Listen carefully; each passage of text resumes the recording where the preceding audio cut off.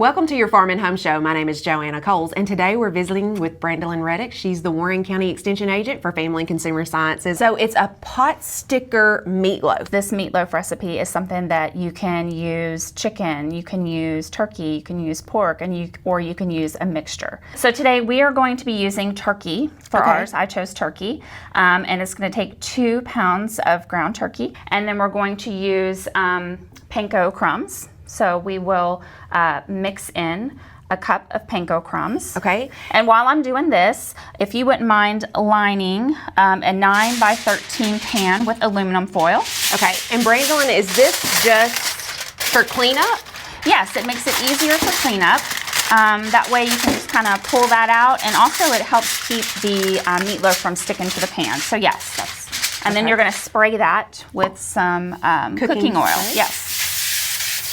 And then we're going to use water chestnuts. So this is an 8-ounce can of water chestnuts that I've already chopped. So we're gonna dump that in. And is that just gonna add like a little bit of texture to this meatloaf? Yes, it's gonna give some more texture, some more flavor. And if you're not a huge fan of water chestnuts, you can substitute celery for that. Okay. Yeah.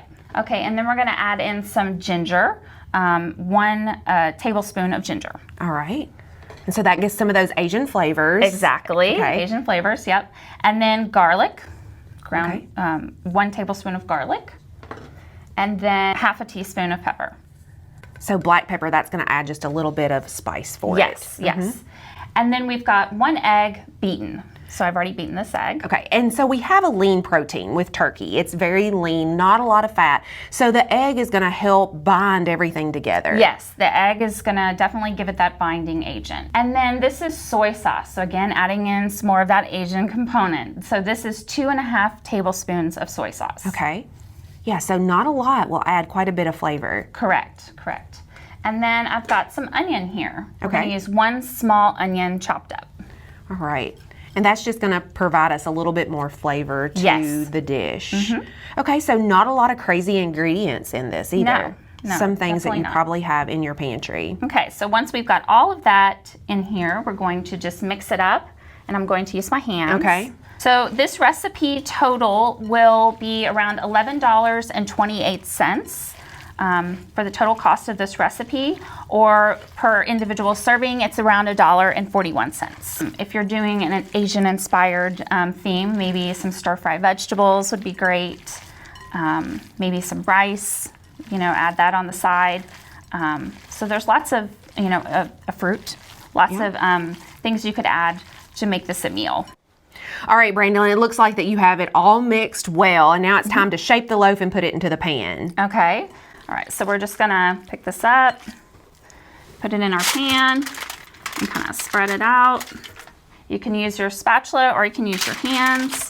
All right, now Brandalyn, I know that you will now want to go wash your hands, but how long do we cook this? Okay, so this is gonna cook at 400 degrees for about 50 minutes, or until, it reaches an internal temperature of 165 degrees, and you can check that with a meat thermometer.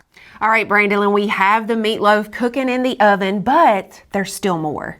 Yes, so while it's cooking, in a separate bowl, we can mix up a glaze to put on there. Okay. So this requires 3 tablespoons of barbecue sauce. Okay, so we're gonna dump that in. And we're gonna put this on at the end, right? Yes, we can pull it out and just put this glaze over. So while it's cooking, we'll mix this up. Okay. And then we got some ketchup, and that's 3 tablespoons of ketchup.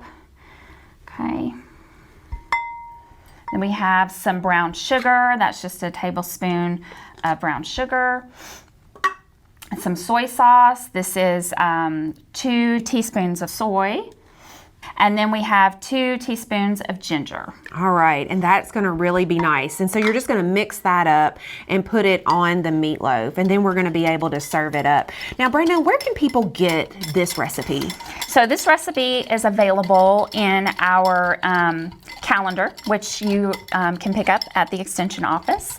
And it's also available on Plan, Eat, Move. So cooking through the calendar. Yes. You offer cooking demonstrations each and every month about the calendar recipe that's featured for that month. Yes, and this is just one of the many delicious seasonal recipes that we make in that class. We appreciate you watching the Farm and Home Show, and we hope you have a great day.